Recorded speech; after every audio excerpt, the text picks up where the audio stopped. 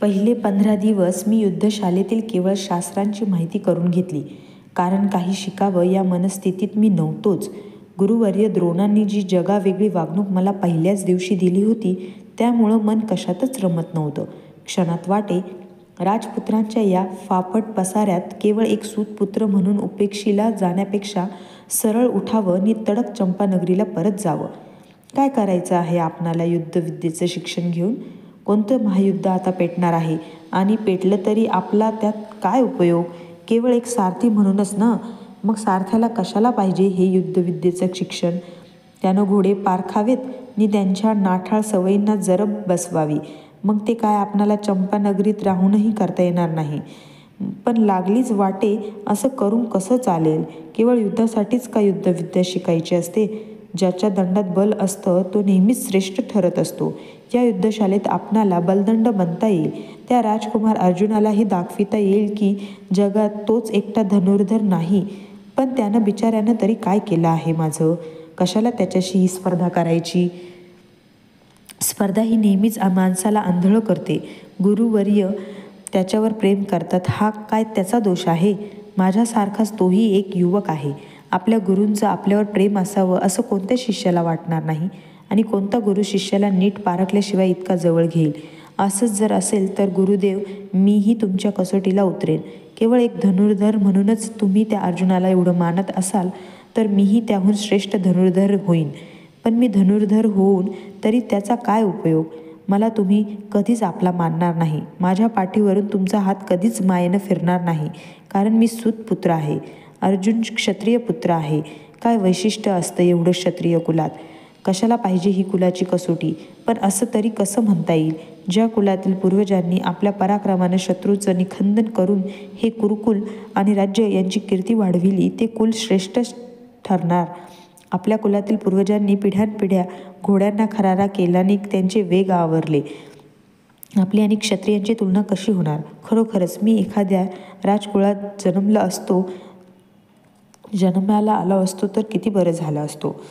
पण कसं शक्य होतं ते? वडाच्या झाडावर बसणाऱ्या कावळ्यानं राजवाड्याच्या कळसावर बसणाऱ्या कपोताची स्वप्न कशाला रंगवावीत? जाऊ द्या. जे बदलणं माणसाच्या हातात नसतं त्याचा त्यानं इतका विचार करू नये.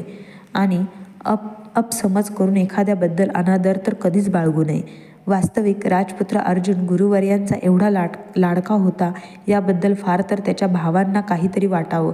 मला त्यात खटकण्यासारखं असं काहीतरी का वाटावं? माझं आणि राजकुमार अर्जुनाचं असं काय नातं आहे? काहीच नाही. मी एक सूतपुत्र आहे, तो एक राजपुत्र आहे. त्याचा मार्ग वेगळा आणि माझा वेगळा. जीवनाच्या मार्गावरून चालणारे आम्ही दोन संपूर्णतः वेगळे असे यात्रेकरू आहोत. जा राजकुमार अर्जुना, असाच मोठा हो, अजिंक्य धनुर्धर हो. कधीतरी प्रसंग पडल्यास हा सूतपुत्र कर्ण तुझ्या रथाचे घोडे आवरण्यासाठी सारथ्य करील. मी मनात निर्धार करून टाकला की अर्जुन काय किंवा कोणीच काय, मी कोणाबद्दलही मनात किंतु बाळगणार नाही. या इथल्या सगळ्या राजपुत्रांचे आणि माझे मार्ग भिन्न आहेत. जन्मानंच ते ठरविलं आहेत. केवळ खरी आवड म्हणून मात्र मी धनुर्विद्या शिकेन, कारण मलाही वाटतं की नुसत्या आवाजाच्या रोखानं कुठेही बाण सोडावा. एकाच वेळी असंख्य बाण 10 दिशांना सोडावेत. गुरु कोण आहेत याला काय महत्त्व आहे? शिष्यांच्या अंगात विद्येबद्दल किती आत्मीयता आहे याला खरं महत्त्व आहे. मी एक हाडाचा शिष्य होईन, विद्येसाठी विद्या घेईन, मी निर्धार करून टाकला. माझा युद्धशालेतील कार्यक्रम ठरून गेला. 1 मासातच मी शूल, तोमर, परीघ, प्रास, शतघ्नी, खड्ग, पट्टे, भ्रुशुंडी, गदा आणि चक्र अशा अनेक शस्त्रांची माहिती करून घेतली. माझी विशेष आवड धनुष्याकडं असल्यानं धनुर्विद्येला लागणारी सर्व शस्त्र काळजीपूर्वक अभ्यासली. केवळ बाणच कितीतरी प्रकारचे होते. 2 शूलाग्रे असलेली कर्णी बाण, तो पोटात घुसला की बाहेर काढताना आतडी बाहेर पडत. नालिक बाण जाड पात्याचा असून त्याला वाकडे दात होते आणि त्यामुळं शरीरात घुसलेला तो बाण काढताना आपल्या आसपासच्या धमन्या तोडूनच बाहेर पडे. लिप्त या बाणाच्या अग्राला विषारी वनस्पती रस लावल्यामुळं तो अतिशय दाहक असे.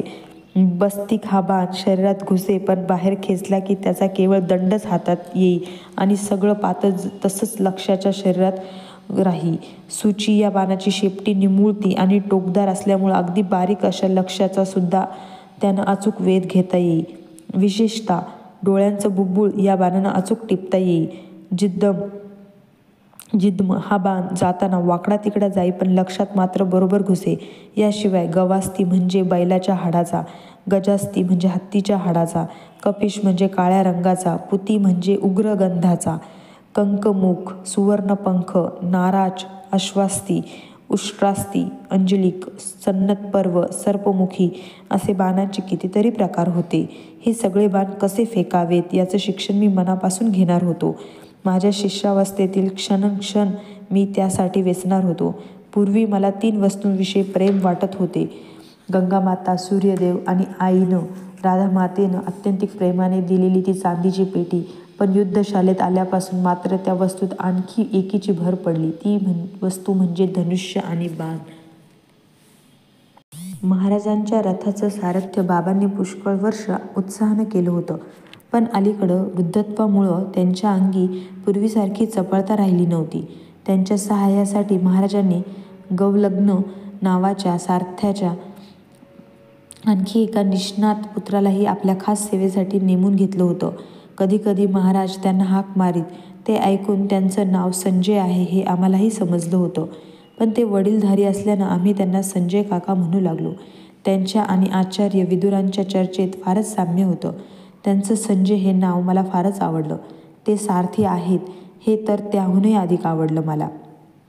उगाच काहीतरी निमित्त काढून मी त्यांच्याशी त्यांना काका म्हणत बोलण्याचा प्रयत्न करी.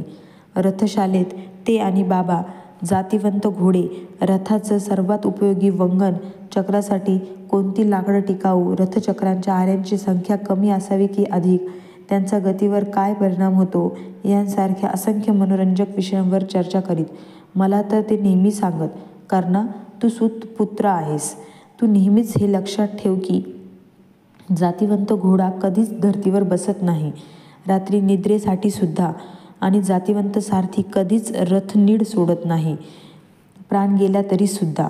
एकदा धरली की ती जागा कायमची. काय म्हणता काका, घोडा कधीच खाली बसत नाही? मी आश्चर्यानं विचारी.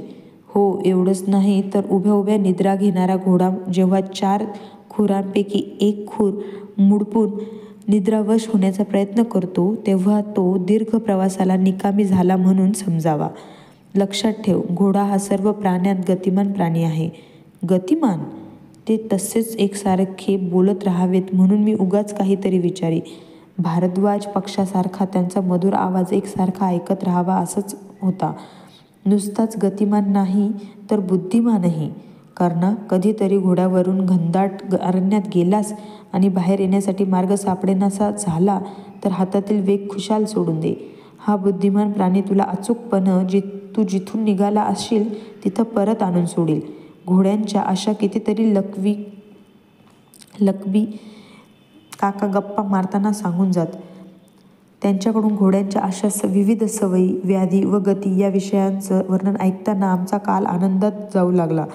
आमच्या सारथ्यांची कर्तव्यकर्म, धार्मिक विधी, सभागृहांचे नियम यांची ते आम्हाला सूक्ष्मपणे माहिती देऊ लागले. अकला, अकूर अशा घोड्यांच्या खुरांच्या रोगांवर कोणकोणती औषधी वनस्पती चालते हे त्यांनी व्याधिग्रस्त घोड्यांवर प्रत्यक्ष प्रयोग करून आम्हाला दाखवून दिलं. संजय काका म्हणजे राजवाड्यातील सर्व सारथ्यांचे नायक होते. महाराज धृतराष्ट्र, पितामह महामंत्री विदूर, राजमाता आणि अमात्य वृषवर्मा सर्वजण सभागृहातही त्यांचा आदर राखत. असे सर्वांचे आवडते संजय काका माझ्याशी घटका गप्पा रंगत होते. सारथ्यकर्मातील खुबीचे बारकावे सांगत होते. कधीकधी मालांनी आणि घंटांनी सुशोभित अशा आपल्या रथातून मला व शोणाला राजनगरात फिरून आणीत होते.